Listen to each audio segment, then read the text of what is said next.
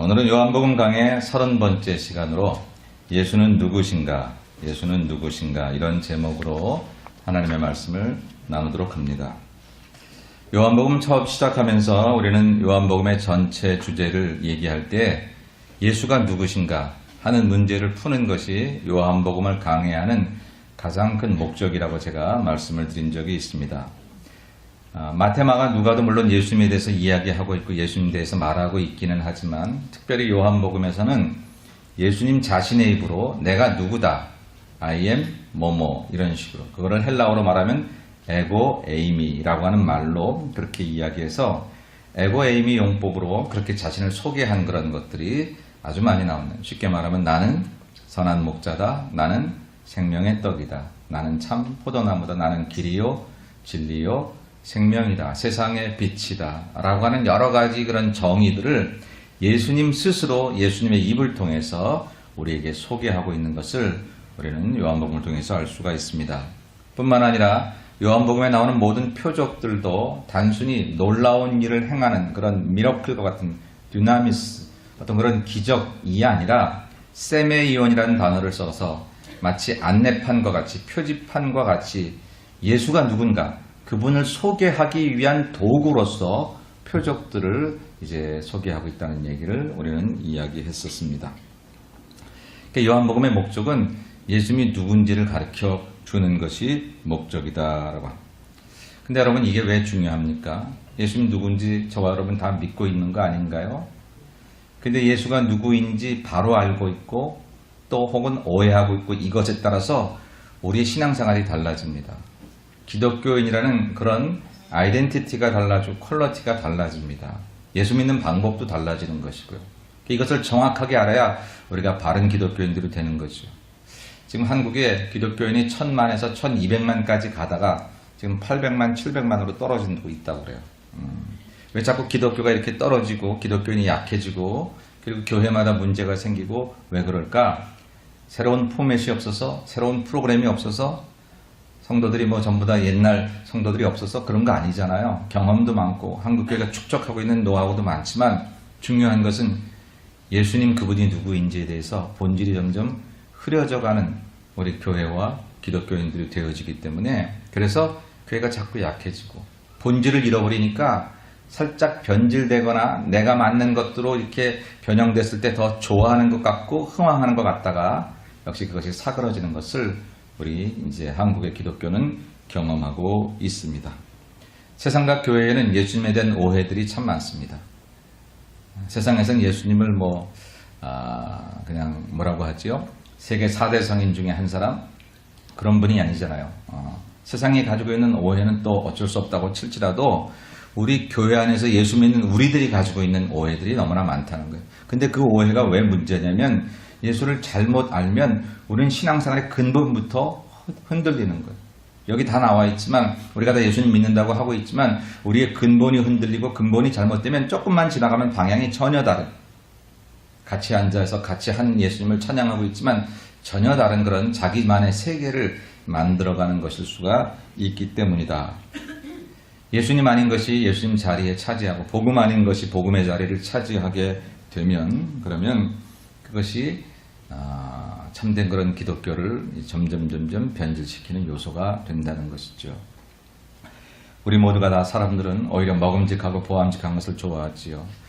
동산 중앙에 있는 모든 동산에 있는 실과는 다 따먹으라고 하나님 말씀하셨는데 그 과실보다 따먹지 말라고 하는 선악과가 먹음직도 하고 보암직도 하여 그 선악과를 따먹었을 때에 사람이 죄를 짓고 에덴 동산에 추방됨 같이 우리가 예수님을 믿긴 믿는데 주님이 말씀하시는, 성경이 말씀하시는, 하나님이 보여주시는 그 예수님보다는 내가 원하는, 내게 맞는, 내가 바라는 그런 예수를 얘기하다 보니까 그러니까 점점 오히려 선악과가 더 먹음직도 하고 보암직도 한 거예요. 본질은 나에게 힘들고 예수님 그분이 요구하시는 그 모습대로 살라고 하는 것은 내게 너무 힘들 때가 많다라고 하는 것입니다. 그래서 그 선악과를 따먹으면 내가 원하는 예수를 내가 이렇게 섬기면 오히려 독이 되고 상처가 돼서 그래서 낙원에서 쫓겨가는 그런 경우가 생겨진다라고 하는 것입니다. 여러분 사람은 살면서 다 누구나 오해를 할 수 있어요. 신앙생활에도 많은 오해가 있습니다. 교회에 대해서도 오해하고 예수님에 대해서도 오해하고 내 믿음에 대해서도 오해할 수 있어요. 사람 간에도 오해가 있을 수 있잖아요. 같은 말을 해도 들리는 사람에 따라서 다 다르게 들리더라고요. 아다르고 어다르기도 하고요. 아무리 사랑한다 말을 해도 단어가 그거라도 그 사랑한다를 조롱이나 미움으로 들을 수도 있고 다 다르게 듣는 사람에 따라서 다르게 들으더라고요. 가능하면 우리 안에 그런 오해들이 있다면 그런 오해들을 풀었으면 좋겠지만 사람 간의 오해는 길어야 7, 80년, 100년 안에 어쨌든 끝이 나겠지요. 근데 신앙의 오해는 예수 그리스도에 대한 오해는 우리 영생을 좌우하는 영생의 길로 가지 못하게 하고 영멸의 길로 가게 하는 그런 엄청난 결과를 가져올 터이니 사람 간의 오해도 잘 풀어야 되겠으나 하나님에 대한 오해, 예수 그리스도에 대한 오해가 만일 있다면 그러면 우리는 그것을 잘 확인하고 바로 알아서 우리가 잘못된 길을 걸어가지 말아야 될 것입니다. 여러분은 하나님에 대해서 얼마나 많이 안다고 생각하십니까? 예수님에 대해서 얼마나 많이 안다고 생각하십니까? 가끔 우리는 내가 아는 것이 늘 진리라는 생각을 가지고 있어요. 물론 확신은 좋은 거지만 내가 알고 있는 그것보다 하나님은 더 크신 분이라는 사실을 우리가 늘 기억해야 되잖아요. 내가 하나님에 대해서 믿는 것은 절대적이지만 절대적인 믿음이 되어야 되지만 하나님 편에서 볼 때는 내가 가지고 있는 세계보다 더 큰 세계에서 다른 사람들에게 다른 모양으로 또 역사하시는 그 하나님을 우리가 인정해야 된다라고 하는 것이죠. 내가 하나님에 대해서 모르는 게 많다는 일이 부끄러운 일이 아닙니다. 죄도 아니고요. 근데 우리는 모른다 하기가 싫어요. 내가 아는 게 내가 아는 신앙이 최고고 내가 아는 경험이 최고일 때가 많습니다. 예수님 말씀하시기를 너희가 소경이라고 하면 오히려 괜찮겠는데 치료하겠는데 너희가 본다고 하니 오히려 너희가 죄가 있다. 이렇게 말씀을 하셨습니다. 여러분 어떠세요? 저는 갈수록 하나님에 대해서 잘 모르는 것 같아요. 초등학교 6학년짜리가 나는 아무것도 아는 게 없어요. 그러면 진짜 아무것도 아는 게 없는 건데요. 60평생 인생을 나름대로 열심히 살고 진리를 탐구하고 그렇게 사는 사람이 60평생 살다가 그래도 인생은 잘 모르겠어요 라고 말하면 아무것도 모르는 거 아니잖아요. 그렇죠? 저와 여러분이 하나님을 알아가면 알아갈수록 아는 부분도 크지만 모르는 부분이 많았구나 하는 것들을 경험하게 됩니다. 내가 아는 하나님이 이런 하나님이 이게 단 줄 알았는데 또 이쪽에서 보니까 하나님은 얼마나 또 이런 부분이 있으신지 그걸 경험하는 거죠. 날마다 몰랐던 부분을 새로 발견하는 게 신앙의 세계가 아닌가 싶어요. 미국에 와서 참 좋더라고요. 처음에 와서 차를 가지고 얼마나 많이 우리 아이들 어렸을 때 다녔는지 나중에 지도를 보는데요.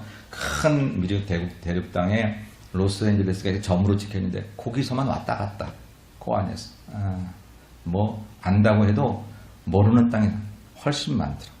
미국 사람들 중산층의 사람들의 꿈이 있다면 일찍 은퇴해가지고 이렇게 RV차 같은 거 하나 가지고 대륙마다 이렇게 대륙이 아니라 주마다 스테인마다 이렇게 다니면서 그러면서 한 달씩 혹은 뭐 몇 달씩 그렇게 체류하면서 미국을 경험하는 것이 미국 사람들이 가지고 있는 꿈 중에 하나라고 하더라고요. 하나님이 만드신 그런 지구촌, 그 지구촌도 태양계에 비하면 아무것도 아닌데 그 지구촌에서도 미국이라는 나라 그거 하나를 우리가 평생 살아도요. 평생 다녀도 다 모르더라고요. 다 몰라요. 근데 그 크신 하나님은 어찌 다 알 수 있겠습니까? 이건 모른다는 게 아니라 나보다 크신 하나님에 대해서 날마다 열려있는 마음으로 그분을 받아들일 자세가 있어야 그래 하나님을 바로 안다는 거죠. 근데 우리가 오해할 때가 있어요. 내가 아는 게 최고라고. 내가 하나님에 대해서 아는 것과 내가 생각하는 것이 최고라고 생각을 하면 더 많은 세계가 열려지지 않지만 하나님 날마다 새로우시네요. 아침마다 하나님의 세계가 이렇게 달라질 수 있나요? 이렇게 놀라울 수 있나요? 그렇게 고백하면 하루하루의 삶 가운데 우리에게 주시는 하나님의 세계가 날마다 새로운 세계로 저와 여러분에게 보여지게 될 줄로 믿습니다. 하나님이 그걸 보여주신다. 그걸 인정하고 그렇게 될 때 진짜 하나님을 알아가는 거거든요. 우리가 예수님에 대해서 많이 공부했습니다. 여러분 신앙생활 하시면서 예수님에 대해서 많이 아십니다. 아는 거 귀하지만 혹시 우리가 그렇게 아는 것 가운데 정말 모르고 있었던 것이나 혹은 오해하고 있었던 것은 없을까? 오늘 요한복음 강의 새 첫 출발을 하면서 오늘 7장에서 우리가 만난 말씀은 예수를 오해하고 있는 사람들의 얘기입니다. 이 예수를 오해하고 있는 사람들은 예수를 통해서 변화될 수 없어요. 안다고 하지만 아는 게 아니에요. 만나기도 하고 예수님의 말씀을 듣기도 해요. 그런데 변화될 수도 없고 달라질 수도 없고 예수님과 접촉되지도 않아요. 왜? 오해하고 있으니까. 바로 알지 못하니까요. 연결이 없어요. 우리는 예수님을 어쩌면 지난 세월 동안 수없이 만나왔는지도 모릅니다. 예수 마을에서 교회를 다닌 시간만 해도 수없이 많이 있고, 어떤 이는 어머니 뱃속에서부터 예수를 믿어왔고, 수십 년 동안 우리는 여러 교회를 통해서, 말씀을 통해서 우리가 예수님을 알아왔는데, 그럼에도 불구하고 정말 우리가 바른 예수님을 못 만났다고 한다면 우리의 삶에 참된 기쁨, 주님이 주시겠다고 하신 평안이 있을 수 없어요.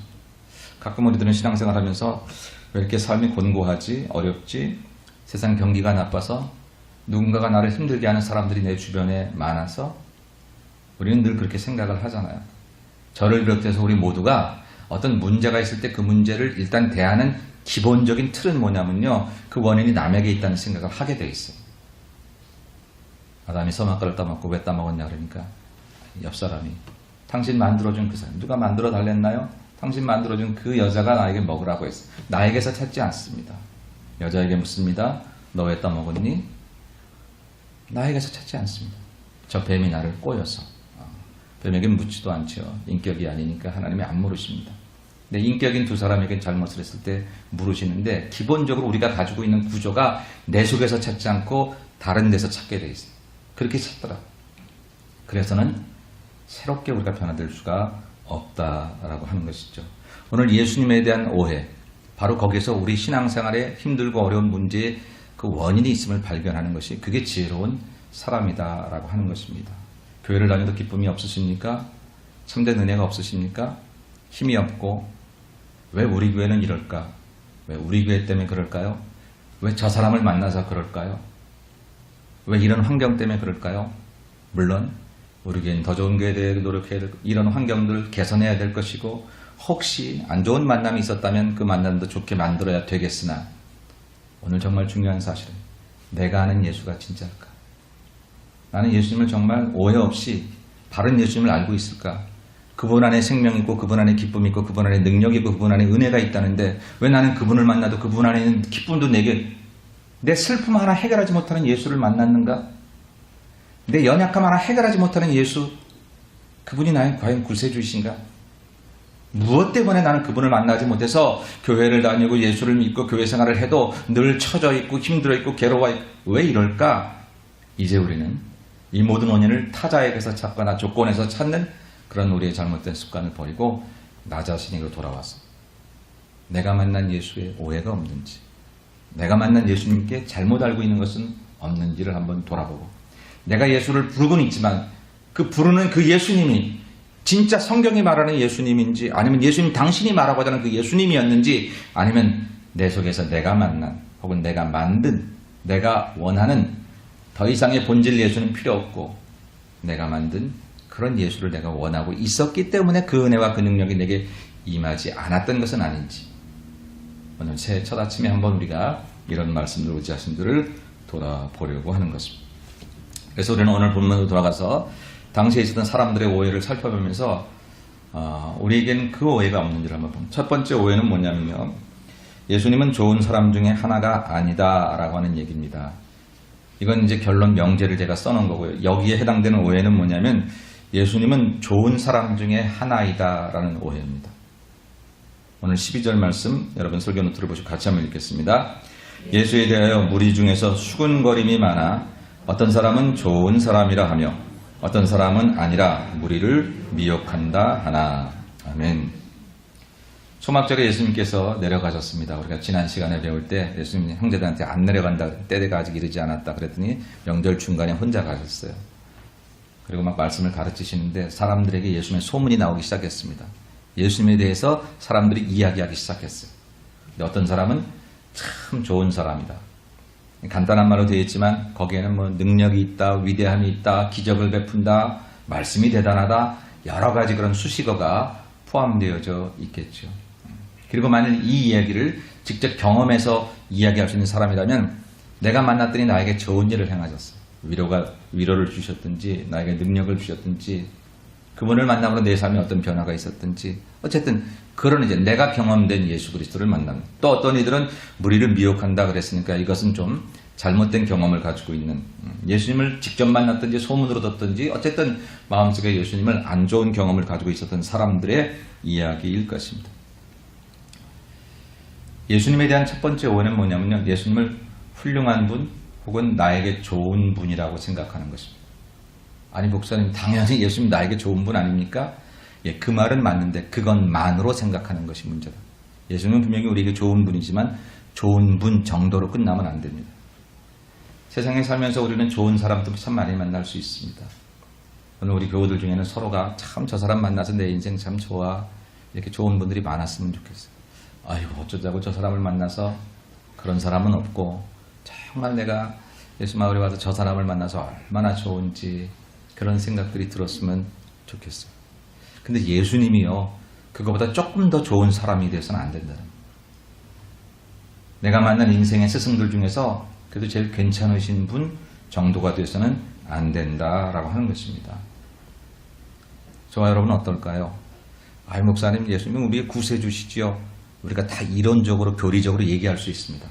근데 진짜 그렇게 믿고 우리가 진짜 그렇게 믿고 살아가느냐라고 하는 거예요. 그렇게 믿던 예수님이 나를 도우시거나 나를 위로하시거나 그런 경험들을 가지고 있으면 우리는 따뜻한 마음으로 예수님을 고백합니다. 그리고 다른 사람의 그런 간증을 들을 때 부럽기도 합니다. 아, 저렇게 하나님이 도우셨다는. 근데 왜 나는 안 도우시지? 왜 내 기도는 안 들어주시지? 어떤 때는 내 인생이 곤고해질 때 예수님이 더 이상 좋은 분으로 내게 다가오지 않습니다. 감히 예수님에 대해서 뭐라 할 수 없기에 우리의 기본적인 신앙 때문에 그렇게 말은 안 하지만 더 이상 예수님에 대해서 기대하지 않습니다. 좋은 분으로 기억돼야 될 그분이 기도해도 안 들어주시고, 주일 예배 나오고 철야하고 금식해도 내 아이가 대학에 잘 못 가고 내 비즈니스가 잘 안 되고, 그런 경험들을 가질 때에 우리는 더 이상 예수를 좋은 분으로도 기억하지 않냐고 그 좋은 분에 대해서 기대했던 그 기대조차 사라집니다. 비즈니스는 내 힘으로 찾아보지요. 사람과의 관계도 내 노력으로 해보려고 합니다. 아까 영상 보셨죠? 하나님과의 접촉이 끊어진 다음부터 우리는 서치하기 시작합니다. 뭔가 채워져야 되는 빈 그릇과 같은 인생이 우리들인데 그것을 세상의 것들로 채워버려요. 하나님으로 채워지지 않으니까, 그러니까 세상의 것들로 찾기 위해서 우리는 수많은 인생의 바다를 서치하는 그런 모습들을 우리는 아까 봤습니다. 하나님에 대한, 예수님에 대한 오해는 뭐냐면 우리의 기억 속에 좋은 분, 우리의 경험 속에 좋은 분으로만 기억돼서는 안 된다는 거예요. 그럼 어떻게 기억돼야 됩니까? 예수는 우리의 주님으로 기억돼야 됩니다. 우리 베드로의 말씀을 여러분 설교노트를 통해서 같이 한번 읽어보십시다. 마태복음 16장 16절입니다. 시작. 시몬 베드로가 대답하여 이르되 주는 그리스도시요 살아계신 하나님의 아들이니라. 아멘. 첫 번째 성경은 오해된 성경이고 두 번째 성경은 오해를 풀어가는 정답 중에 하나를 적어놓은 겁니다. 저와 여러분이 가지고 있는 오해는 예수님은 참 좋은 분이라는 생각입니다. 우리 성도들과 큐티를 하면 그런 생각, 나 어려웠을 때 예수님 말씀이 참 나에게 위로가 됐었어요. 예수님 생각하면 내 마음이 따뜻해져요. 좋아요. 그런 기억들을 가지고 있는 것은 좋은데 그 정도로 끝나서는 안 됩니다. 늘 나를 좋게 도와줬던 분. 근데 어떤 때는 그런 도움이 없을 때는 때를 따라 원망이 되거든. 어떻게 하나님께서, 어떻게 예수님께서 다른 건 몰라도 이런 상황에서 나를 안 도우실 수 있을까? 그때 하나님 나에게 아무런 도움도 주시지 않아요. 아니 나는 몰라도 내 자식에게만큼은 하나님 좋은 것 주실 줄 알았는데 그렇게 못 해주셨다. 좋은 분으로 기억하고 있는 그분이 내 인생에 어떠한 영향력도 미치지 않거나 변화시키지 못할 때 우리는 더 이상 그분을 기억하지 않습니다. 기대하지 않습니다. 기본적인 종교의 틀 때문에 예수님을 부정하진 않지만 예수님께 기대하지 않는 거예요. 인생을 초점 맞추지 않는 거예요. 이게 우리의 신앙생활을 변질시킨다는 거예요. 이런 오해를 어떻게 푼다고요? 예수는 좋은 분이 아니라 주님이라는 사실. 예수는 우리의 주인이라는 사실로 돌아가야 된다. 예수께서 우리의 주인이시라는 사실로 돌아가면 우리의 신앙생활이 틀이 달라져야 된다. 어떻게 달라져요? 주인 뜻대로 사는 거죠. 예수를 좋은 분으로 생각하면 내 뜻을 가지고 그 좋은 분이 나를 잘 도와주기 때문에 나는 계속 그분을 좋은 분이라고 칭찬하고 격려하며 감히 하나님을, 그러면서 내가 가고 싶은 내 뜻과 내 성공과 내 뜻을 이루기 위한 좋은 분으로 계속 그분을 모실 수 있지만 만일 예수를 주인으로 고백하면 이젠 내 뜻보다 나를 향하신 하나님의 뜻이 무엇인지 때문에 고민해줘야 돼. 내 인생을 향하신 하나님의 계획은 무엇인지 우리는 다시 생각해야 된다. 왜? 그분이 주님이라고 고백하니까. 근데 우리는 수없이 많이 교회에서 주여 주여 얘기하지만 한 번도 내 인생을 향해서 올해 내 인생을 향해서는 당신의 뜻이 무엇인지 철저하게 고민하고 시작한 적이 별로 없다는 사실이 우리가 약한 그리스도인이 되는 거라고 하는 것입니다. 그 주님은 주여 주여 한다고 다 천국 가는 게 아니라 내 아버지의 뜻대로 행하여 너 인생의 목표를 이제는 아버지의 뜻, 주인의 뜻을 설정해 놓고 그 뜻이 나에게 내 인생을 2010년 어떻게 살아갈 것인지에 대해서 물으시는 물음 앞에 내가 대답하는 것이 인생이다 하는 거예요. 어떤 차이가 있습니까?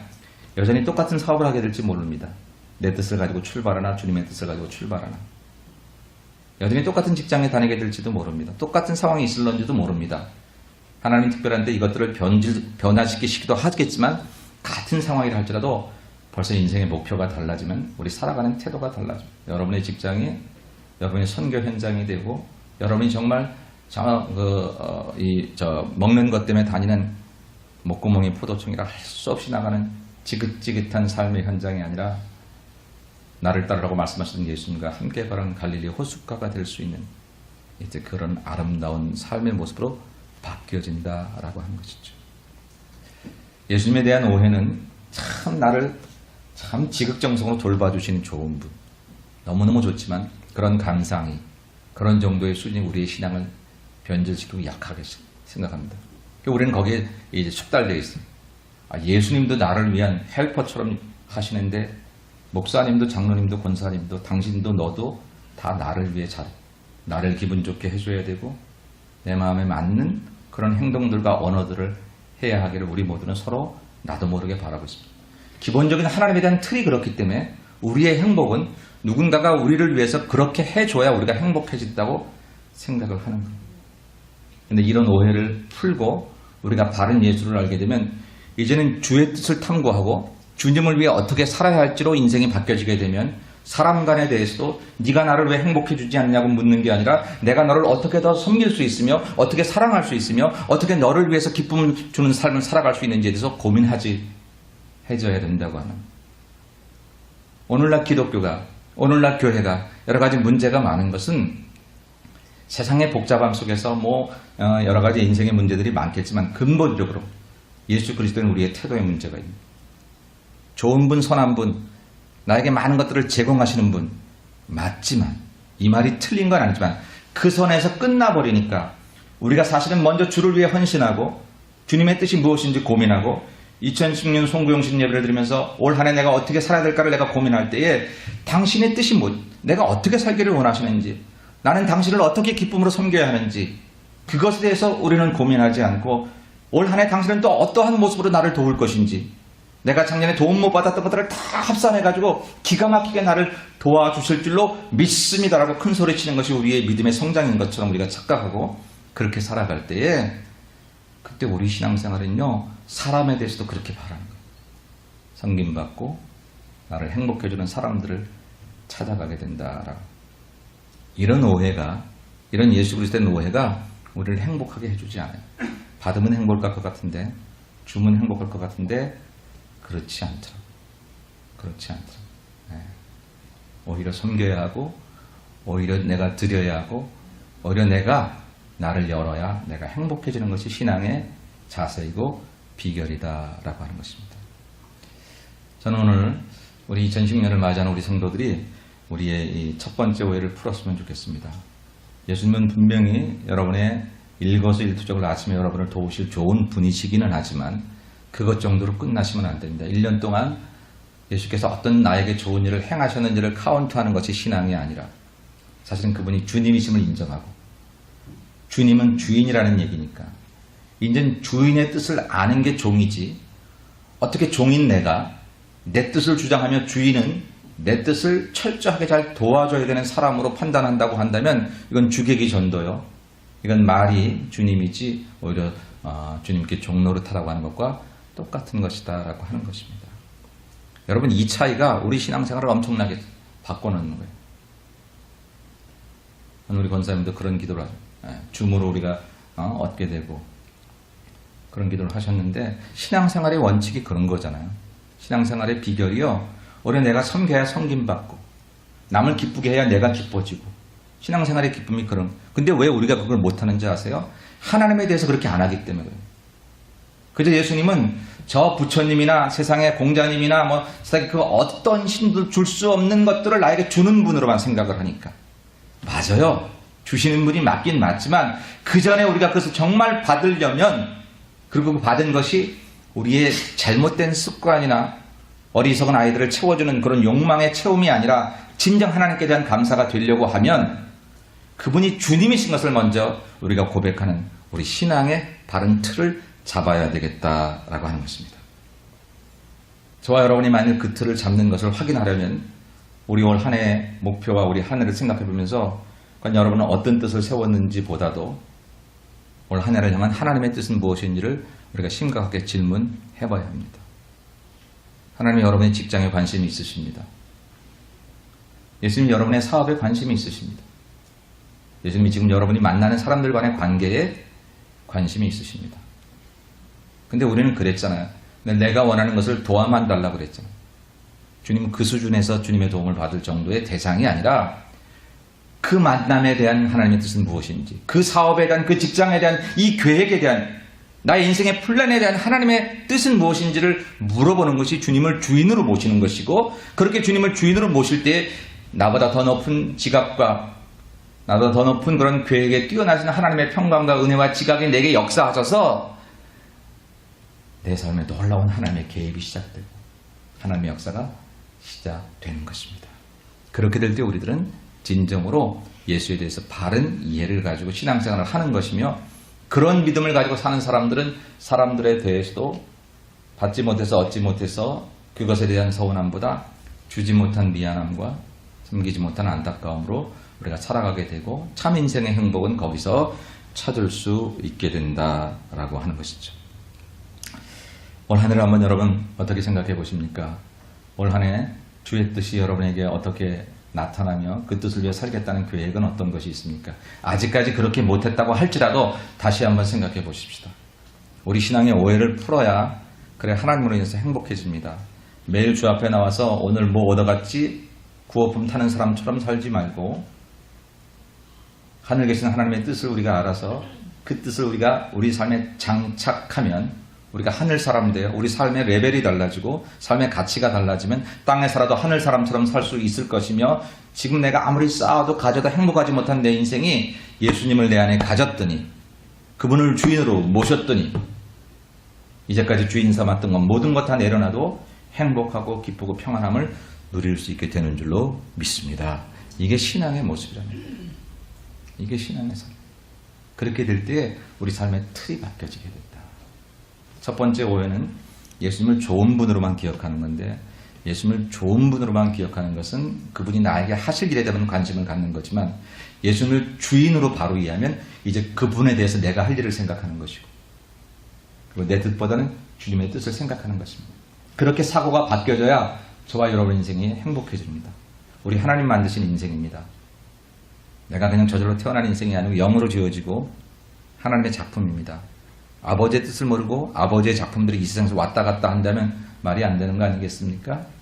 결국 돌아갈 나라가 하나님 나라고 우리가 그 앞에 서야 될 것이 우리 주님 앞에 서야 될 것인데, 그 주님을 주인으로 모시고 사는 것이 신앙생활이고 우리 인생일진데, 소풍처럼 한번 왔다 가는 인생이긴 하지만 이 땅에서 하늘 계신 하나님 아버지 예수 그리스도, 이 땅에 오신 그분을 나의 구세주로 영접하며 살아가는 것이 우리의 인생이라고 하면 철저하게 바로 알아야지. 잘못 알고 살다가 almost 크리스천, 거의 크리스천 된 것처럼 사는데 마지막 날에 나는 너를 모른다. 그런 그리스도의 심판의 말을 듣고 슬픔에 이를 갈 사람이 되어서는 돌이킬 수도 없는 인생이 영멸하게 될 터인데 얼마나 안타까운 일입니까? 오늘날 교회 안에 수많은 사람들이 예수님을 나를 위한 좋은 분으로만 오해해서 그 좋은 일이 있을 때는 나름대로 평안하다가 좋지 않은 일이 있을 때는 신앙이 무너지기 시작합니다. 하나님에 대해서 그랬거늘 사람에 대해서는 말할 것도 없습니다. 나를 힘들게 하거나 서운하면 우리는 무너지기 쉽죠. 그러나 주님, 그리스도를 나의 주님으로 고백해서 그 뜻을 알고 내가 섬겨야 되는 사람으로 내 신앙의 틀을 바꾸면 하나님께도 물론이거니와 사람에게도 내가 못한 것만 생각하면서 다시 섬길 기회를, 사랑할 기회를, 제기할 기회를 찾는 것이 우리의 신앙의 틀이다라고 하는 것입니다. 올해 이런 오해를 버리고 사랑하는 여러분, 예수님은 우리 주인입니다. 이제 주인을 섬기는데 주인의 뜻을 좀 생각해 보십시다. 올 한 해 여러분을 이 땅에 내어놓으시고 여러분을 어떻게 사용하시라는지 먼저 주인의 뜻을 한번 철저하게 한번 구해 보십시다. 이 사람하고 만나는 게 주인의 뜻에 맞는지, 이 일을 계속하는 게 주인의 뜻에 맞는지, 이렇게 말하는 것이 주인의 생각에 옳은 건지 우리가 한번 점검해 보십시다. 그게 더 우리가 행복해지는 길입니다. 신앙이 얽매여지는 길이 아니라 그게 더 행복해지는 길이다라고 하는, 어린아이들이 엄마가 뭘 주었을 때도 행복하지만 자기가 뭔가를 엄마나 아빠에게 줄 수 있다고 할 때 아이들은 무한히 행복해집니다. 더 성숙해진 우리들이라고 하면 하나님의 뜻을 알고 그 뜻대로 살아가는 그런 모습들, 이것이 우리를 행복하게 할 것이며, 그래서 하나님께도 이젠 당신의 뜻에서 당신을 주인으로 내가 종으로 살아갈 뿐더러 그 마음을 가지고 성도들을 대해서 혹시 지난 한 해 나를 섭섭하게 하거나 힘들게 해서 내가 그것 때문에 내 인생이 우울하거나 불편했다고 하면 올해는 그래서 더 좋은 것들을 그에게 바라지 말고 틀을 바꿔서 내가 그에게 좋은 사람이 되고 내가 그에게 예수 그리스도를 섬기는 사람이 되고 내가 다가가려, 내가 그를 위해서 무엇을 해야 할지를 생각하는 그런 한 해가 된다면 저와 여러분들 무진장 행복해지고 삶이란 이런 거구나, 신앙이란 이런 거구나 하는 것을 느끼게 되실 줄로 믿습니다. 두 번째 오해는 뭐냐면요, 예수님은 세상적인 지식으로 알 수 없다는 거예요. 이건 이제 명제고, 세상 사람들이 가지고 있었던 당시의 본문의 오해는 뭐냐면 세상적인 지식으로 예수를 평가했다는 것입니다. 15절 말씀을 같이 봅니다. 유대인들이 놀랍게 여겨 이르되 이 사람은 배우지 아니하였거늘 어떻게 그를 아느냐 하니. 아멘. 예수님에 대해서 예수님이 말씀을 가르치니까요, 예수님에 대해서 말했어요. 아니 이 사람이 글을 배우지 않았는데 어떻게 알지? 지금 예루살렘의 초막절 명절을 지키러 온 많은 사람들 가운데 예수님 나사렛 출신 고향 사람들도 있었을 것이고 많은 사람들이 예수님의 신분, 출생을 알았던 모양입니다. 근데 분명히 학교를 다닌 적이 없고 회당에서 말씀 들은 것뿐이 없는 이 갈릴리 목수가 이런 이야기를 할 수 있다니, 그 안에 이런 진리가 있었다니, 그가 이런 말씀을 하고 있다니 놀라는 것입니다.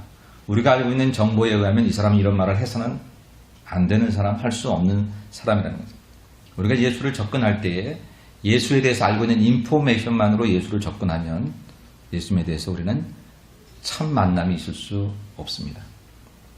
교회 밖에 있는 사람은 물론이지만 교회 안에 있는 우리들도 예수를 인포메이션으로 접근하는 경우가 너무나 많습니다. 접촉하지 못하고 접근합니다. 예수께서 길 가실 때에 성경은 말하기를 허다한 무리가 함께 갈세. 늘 예수님 주변에는 허다한 무리들이 있었지만 그 많은 무리들이 다 예수를 직접 컨택한가, 직접 만난 것은 아니더라. 그러나 그 현장에 있었기 때문에 나 예수 만났어, 그렇게 얘기를 합니다. 오바마 대통령이 LA에 와도 길거리에서 스타디움에 가서 볼 수는 있어도 직접 얘기하고 직접 그와 관계를 갖지 않았으면 사실 참 만남이 아니잖아요.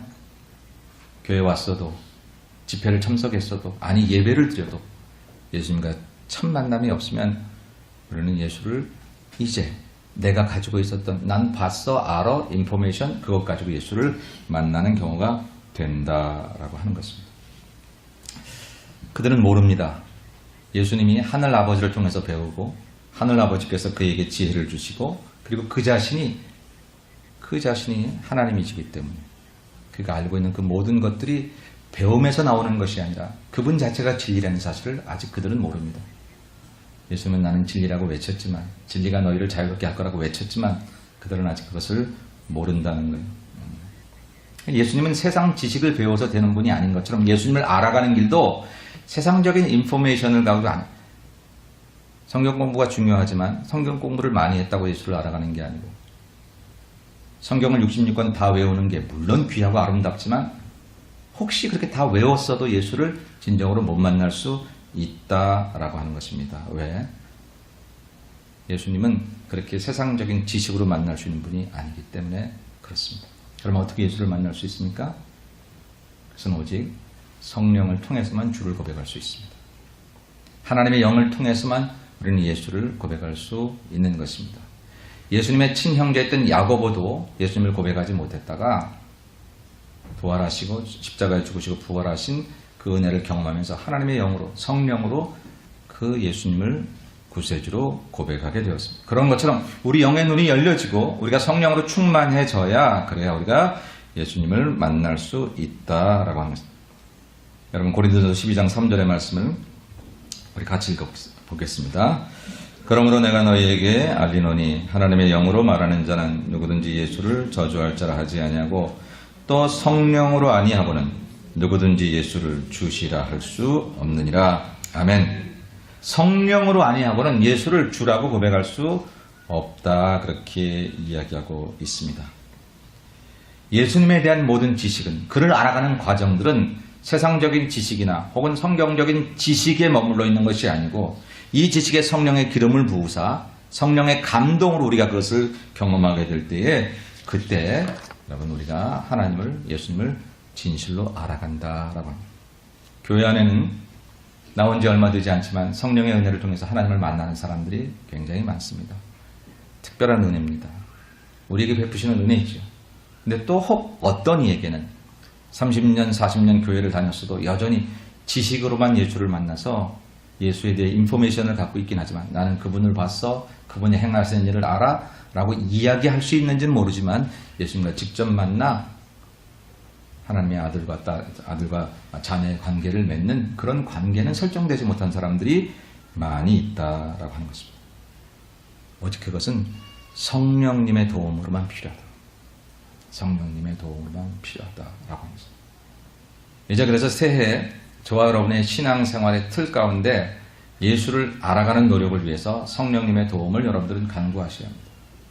물론 성령님을 이해하시고 아시는 분들은 그것이 어떤 말인지 금방 아시겠으나 혹시 처음 나오시거나 성령이라고 하는 단어에 대해서도 깊이 이해가 없으신 분들 괜찮습니다.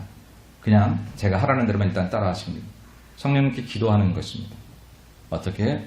하나님 내게 눈을 열어주셔서 내가 주님을 알 수 있도록 예수님을 진정 나의 구세로 고백할 수 있도록 내 눈을 열어달라고 고백하셔야 됩니다. 저 한번 따라해 보시겠습니까? 성령 하나님, 내게 오셔서 내 눈을 열어주시고 내게 진리에 대하여 깨닫게 하소서. 아멘. 그렇게 기도하셔야 됩니다. 뭐 그런 기도 그냥 할 수 있죠? 아니요. 네. 그 기도를 계속해서 하시고 성령이 내가 경험하지 못했지만 재단에서 있다 하니 성경이 말하고 있으니 하나님께서 또 옆에 사람들을 통해서 간증하게 하시니 여러분 그 믿음을 가지고 신뢰하며 성령님을 사모하실 때 성령께서 우리의 눈을 여서 예수 그리스도를 진정으로 체험하게 하시고 만나게 하신다라고 합니다. 그렇게 예수를 만나면 지식에서 만나는 예수와는 관계없이 비교할 바 없이 놀라우신 예수를 알게 됩니다. 우리는 사람에 대해서 소문으로 들을 수 있습니다. 인포메이션으로 그 사람을 알 수 있습니다. 그런데 어느 봉사 현장에서 하룻밤 같이 지내면서 일을 해보니 그 사람이 알고 있던 지난 몇 년간의 지식은 다 헛것이고 오늘 하룻밤 만나서 같이 내 삶을 이야기했던 그 만남이야말로 그에 대해서 아는 진짜 이야기가 되는 경우들을 종종 경험하죠. 교회에서 이렇게 수련회 같은 거 하다 보면요. 교회를 1년, 2년 같이 다니는 성도들인데 서먹서먹해요. 근데 한 2박 3일 같이 서로 수련회 갔다 오면 형제처럼 가까워지는 경우들을 보게 되지요. 성령께서 그 일을 하십니다. 여러분 노트는 없지만 요한복음 14장 26절에 보면 보혜사 곧 아버지께서 내 이름으로 보내실 성령 그가 너희에게 모든 것을 가르치시고 내가 너희에게 말한 모든 것을 생각나게 하리라. 성령이 오시면 우리에 대해서 예수님을 아는 눈이 열려지게 되고 예수님을 고백하게 된다. 그분이 어떤 분인지를 알게 된다.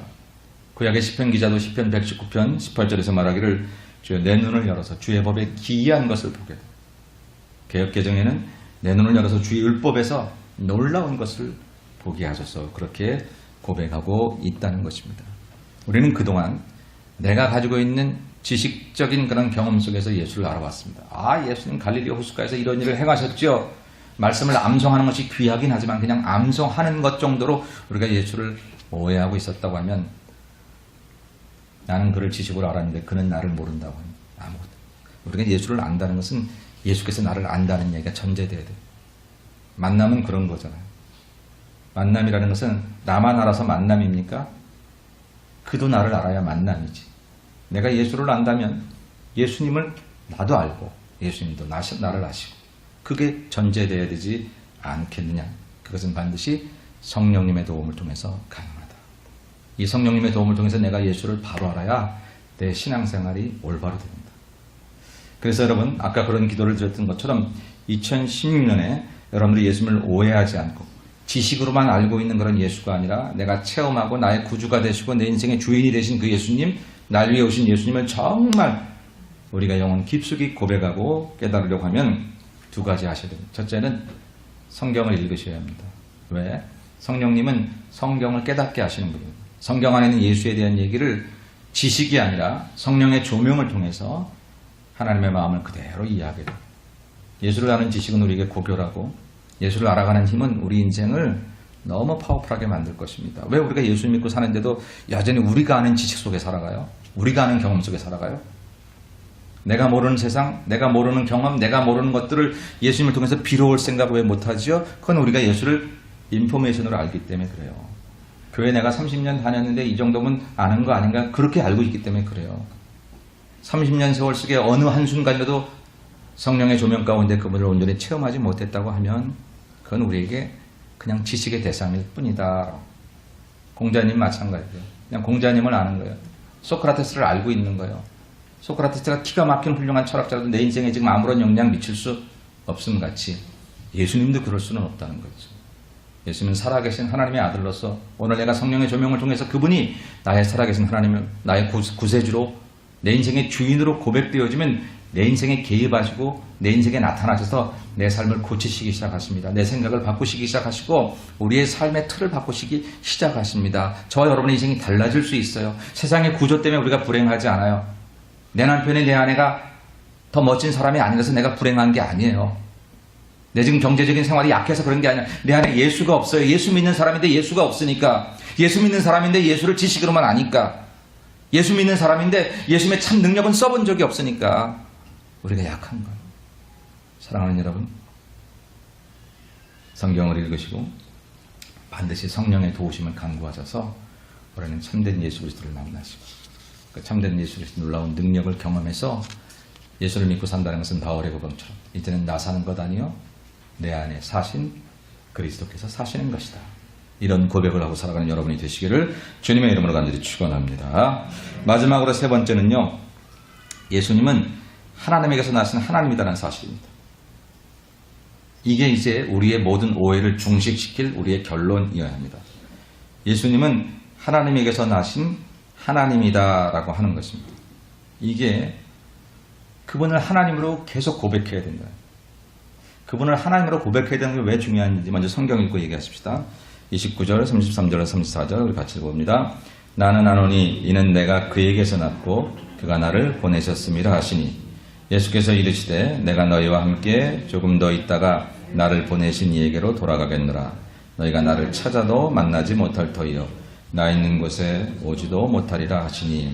아멘. 예수님이 아신다는 거 예수님 하신 말씀인데 내가 그에게서 하나님에게서 났고 하나님이 나를 보내셨다. 하나님과 내가 하나다라고 그렇기에 조금 있다가 내가 나를 보내신 이에게로 돌아가겠다. 사람들은 이해하지 못했어요. 어디로 가시려고 하는가? 저 헬라 사람들에게 찾아가서 복음을 전하려고 한다는 얘기인가? 이렇게 이해했지만 예수님은 아버지와 내가 하나라는 것을 당신이 하나님이라는 사실을 강조하고 있는 것입니다. 이것이 왜 중요하냐면 예수는 우리의 경배의 대상이라는 사실을 우리가 깨달아야 된다는 것 때문에 그렇습니다.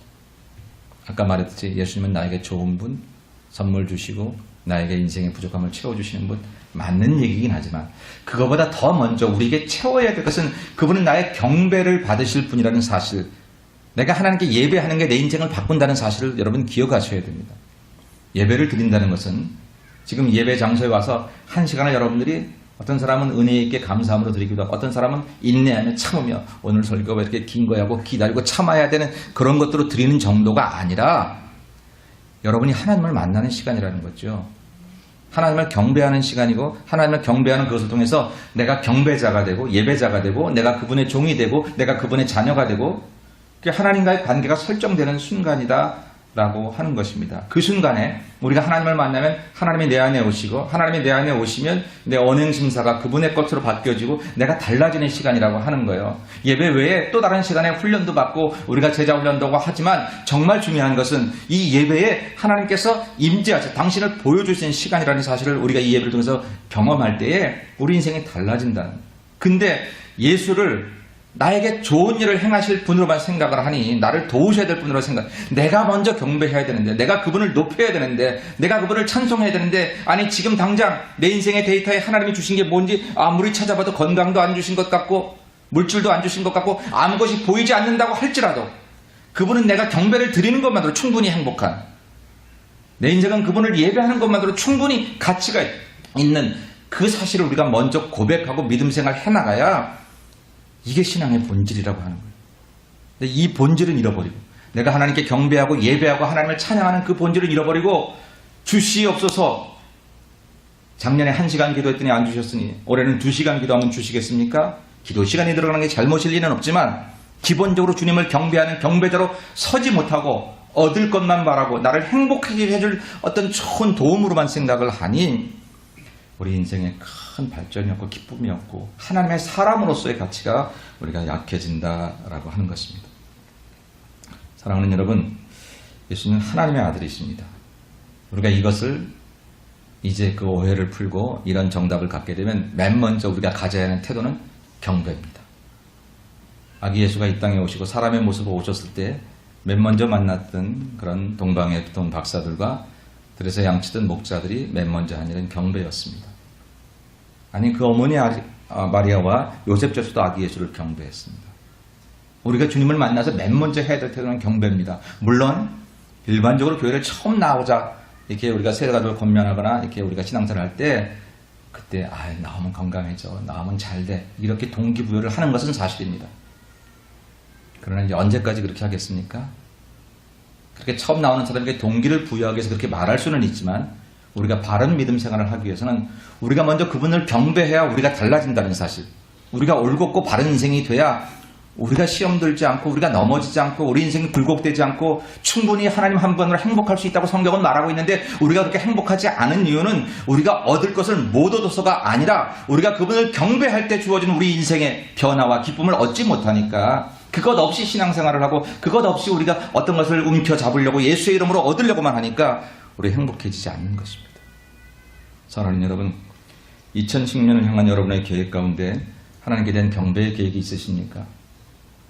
올해는 내가 하나님을 어떻게 예배해야 될지, 올해는 내가 주일 예배를 어떻게 더 잘 드려야 될지는 계획을 세워보셨습니까? 그런 마음을 가져보셨습니까? 교회에서 수예배가 없어지고 금요 예배를 실행한다고 얘기했습니다. 그 얘기를 들으면서 이제 내가 금요일 저녁을, 금요일 밤을 내가 어떻게 내가 예배자로 서기 위해서 그 시간들을 내가 다른 것들로부터 보호하고 철저하게 관리해서 절대로 그 시간을 세상에서 빼앗기지 않으리 라는 생각들을 해보셨습니까? 올해 하나님 난 이걸 얻고 싶고 이렇게 되고 싶고 우리가 수많은 것들을 가지고 있는 계획들이 틀린 건 아니고 그럴 수 있지만 사실 그것을 진짜 얻으려면 우리가 하나님께 대한 경배의 계획들이 세워져야 되는 거예요. 예배의 마음들이 세워져야 되는 것입니다. 그래서 제단을 통한 혹은 여러분 개인을 통한 하나님께 경배하는 그 시간들이 우리에게 주어지고 그것들을 우리가 성묘할 때에 우리의 인생은 하나님을 만나게 되고 하나님 만난 인생은 진짜 행복해지니까 신바람 나는 삶을 살 수 있는 것입니까? 왜 누구는 예수 때문에 성령 받고 충분하게 행복한 삶을 산다는데 왜 나는 예수를 수없이 믿어도 행복하지 않을까? 이제 타자 혹은 환경에서가 아니라 나 자신에게서 그것을 찾아야 된다. 말씀 정리합니다. 저는 2010년 우리 교회가 우리 성도들이 예수님을 높이고 경배하는 일에 최선을 다하고 그리고 예수님을 경배하는 일에 계획을 세우고 예수님을 예배하기 위해서 다른 것들을 가지치고 거기에 집중하는 해가 되기를 주의 이름으로 축복합니다. 예수님이 누구신지 바로 깨닫고 전능하신 하나님을 주인으로 삼고 사는 일에 우리의 신앙적인 시프트 체인지가 일어나기를 바라는 것입니다. 그게 진짜 우리가 행복해지는 것이거든요. 근데 많은 사람들이 그렇지 않아요.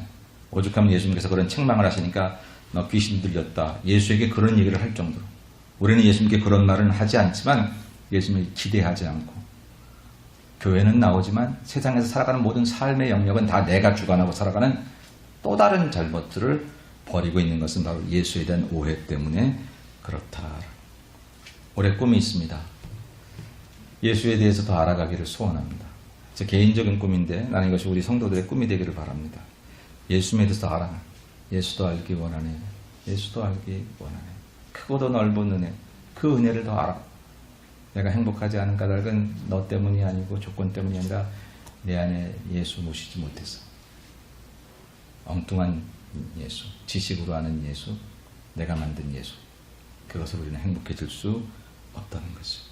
새해는 사람의 모습으로 오신 예수님을 나의 구주로 고백하고 그분을 경배하는 일에 내가 최선을 다하면서 그분을 경배하다가 내 인생이 달라지고 그분을 높임으로 내 인생이 높아지고 이젠 땅에 살지만 하늘 사람으로 우리가 얼마나 아름답게 살 수 있는지를 경험하는 해가 되셔서 예수님에 대한 잘못된 오해를 이제는 끊어버리고 바른 이해로 예수님과 인격적으로 만나시고 새 힘있게 여러분의 삶을 살아가시는 우리 모든 성도들이 되시기를 주님의 이름으로 간절히 축원합니다. 기도하십시다. 거룩하신 하나님 감사합니다. 우리가 교회 다닌 세월들이 얼마나 많은데 예배를 드린 횟수만도 얼마나 많은데 그래도 우리는 왜 예수님 때문에 행복하지 못한지. 성경은 예수님 한 분만으로 만족한다고 했는데 다윗은 하나님은 나의 목자시니 내가 부족함이 없고 내 잔을 채우신다고 했는데 왜 다윗만 그런지 우리는 안 그런지. 주님, 우리는 그 해답을 엉뚱한 데서 찾았습니다. 죄를 용서하시고 이제 우리들이 그 해답을 내가 예수님에 대해서 오해하고 있는 부분들을 다 이제는 바로 이해하고 나는 그분의 종이었음을, 예수님은 나의 주님이었음을 고백하고 이제는 주님의 뜻을 올 한 해 구하게 하시고 그리고 정말로 세상적인 지식이 아니라 성령의 조명을 통해서 예수님을 알아가게 하시고 하나님을 경배하면서 내가 달라진다는 사실, 이 경배의 계획을 세워 하나님을 온전히 높이는 삶을 통해서 올 한 해 우리 인생이 멋진 인생으로 바뀌어지고 예수님을 알아갈수록 우리는 더 하나님의 삶을 견고해지는 놀라운 축복을 받고 살아가도록 은총을 베풀어 주옵소서. 예수님의 이름으로 기도 올리옵나이다. 아멘.